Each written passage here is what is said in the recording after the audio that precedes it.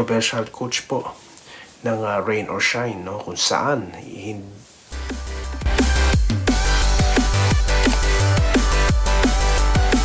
Ayan.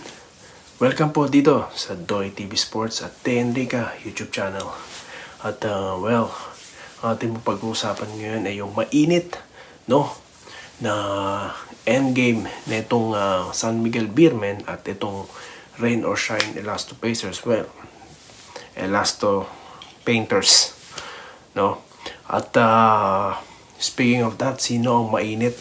Of course, si Coach Yeng Guiao, ang controversial coach po ng Rain or Shine, no? Kung saan tila hindi niya po nagustuhan, no? Or nabastusan siya, no? Dito kay Terence Romeo na tumirada ng 3-point shot, no? Bagamat ending na po yung kanilang bakbakan, no?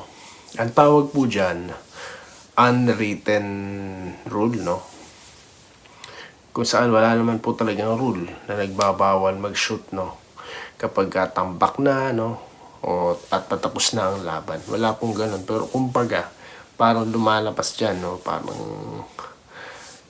tawag dito? Parang kahit hindi na isulat, no? Parang, amuyan na lang, or intindihan na lang.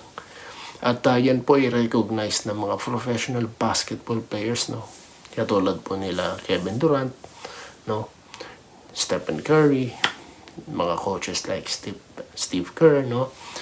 Dahil kung naalala nyo po sa endgame, dumakdak pa itong si Jordan Bell, no? So, napagano'n si Kevin Durant. Tapos, parang napagsabihan pa ito si Jordan Bell ng kanyang coach. At marami pong mga NBA players na nagagalit sa ganyan, no? Yung mga patapos na yung laban, titira, mga ganon.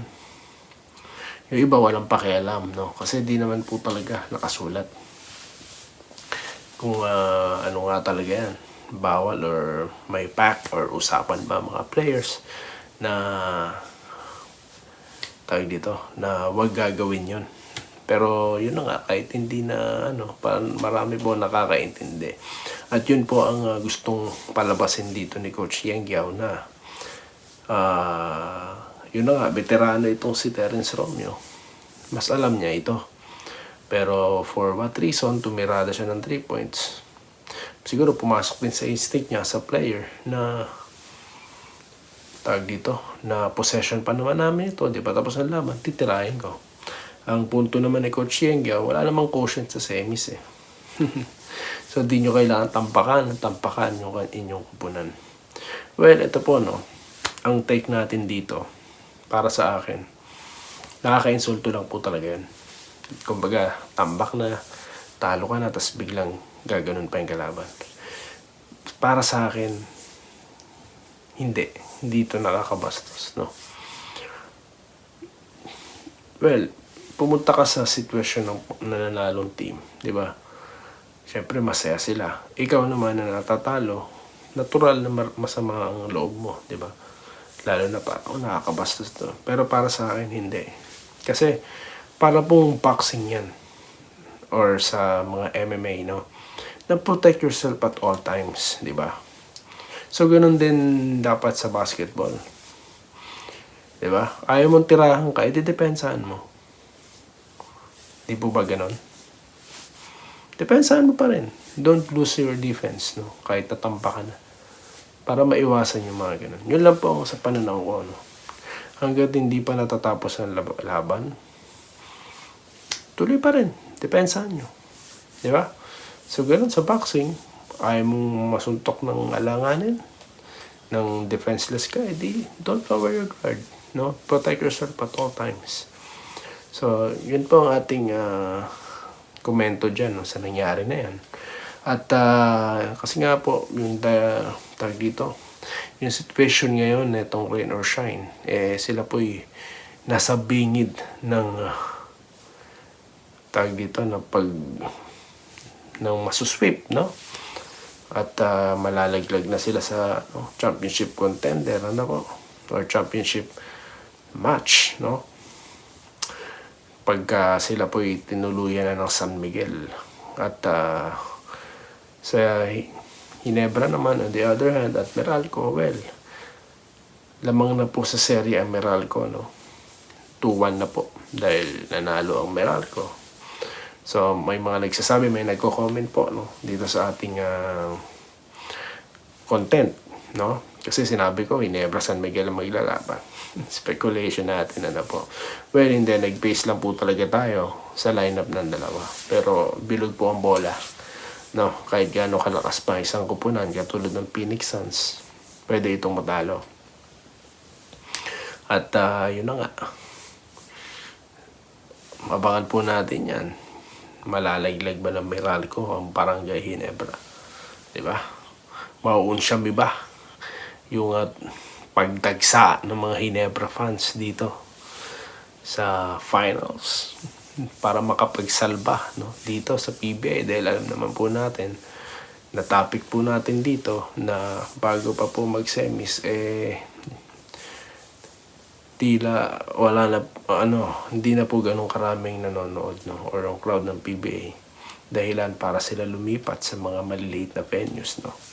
Yan po ang ating pakiwari na kung ang Ginebra at San Miguel ang maglalaban, well, it's a opportunity, no, para makabalik ang crowd, makabalik sila sa malaking venue like Araneta, mga ganyan. Pero kung Meralco, San Miguel, well, may hatak pa rin naman po ang San Miguel. Marami rin silang fans. At yung kanila kasalukuyan situation, di na po ako nagulat dun. Doble-doble ang players ng San Miguel. Isa pa, sino makakapigil kay Junmar? Wala. Lakas-lakas eh. So, kung di po makapasok sa San Miguel, disappointed naman tayo dyan. Lakas-lakas yun eh. So, expected na po yan, no? Expected na yan. Kung madali ang Ginebra, well, katawa-tawa. Kasi nga, malakas sila eh. May Twin Tower ka, may 2 guards ka, may Scottie Thompson ka. Di ba? Bagamat injury ito si Jamie Malonzo, no? Pero malakas pa rin po ang Ginebra. May Tenorio pa, di ba? Naglalaro po ba si LA? Kaya yun po ang situation ngayon, no, ng ating PBA. At congratulations, no, nakita ko sa social media kanina na puno nila yung court dyan sa may Cavite, no? Congratulations sa PBA, no? Sana magtuloy-tuloy na yan sa mga regular days. Sana bumalik na ang crowd, ano po. At patuloy po nating aabangan ito, no? Itong bakbakan na to at ano magiging response ng kupunan ng Rain or Shine. Do or die na po sila, no, sa kanilang fourth matchup. At tignan natin kung paano magta-translate ang galit, no, ni Coach Yeng Giao dito kay Terence Romeo, kung babawi ba ang kanilang kupunan or what. Tignan po natin yan. Well, kwentong Ginebra po, no, naalala ko nung they are in the verge, no, na masasweep na sila. May nangyari pong bakpakan o suntukan, ano po. Kasi ending ng laro, ipinasok po yung kanilang player na si Boy Valera. Tapos yun, doon nagsimula, nagsugura na. Ay, those are the days, ano po. At hindi naman po tayo natutuwa sa mga may nag-aaway, ano po. Pero yun lang, naalala ko lang ng flashback. So yun lamang po ang ating napag-usapan sa content na ito. At maraming salamat sa inyo pong panonood. At magkita-kita tayo sa mga susunod na video content kagaya po nito, dito lamang sa Doy at Day Enrica YouTube channel. Binabati ko po ang mga taga-Italy. Wow, meron pala tayong nanonood sa Italy, sa Japan, Australia, US, no? Pangalawa po sa marami nanonood. At of course, yan po sa Pilipinas. At dito din po sa Canada. At napakarami pa pong mga kababayan natin ang nanonood sa iba't ibang panig. Malaysia, Indonesia, no? Nagtataka ako bakit wala sa Singapore. Doon tayo nang galing eh. Nagtataka po talaga ako, no? Nakakarating tayo sa Italia, nakakarating po tayo sa UK, Pero bakit wala sa Singapore? Yun lamang po, no? So yun lamang po, magandang araw sa inyong lahat. Salamat po sa panonood. Subscribe na para sa mga susunod na basketball at boxing videos.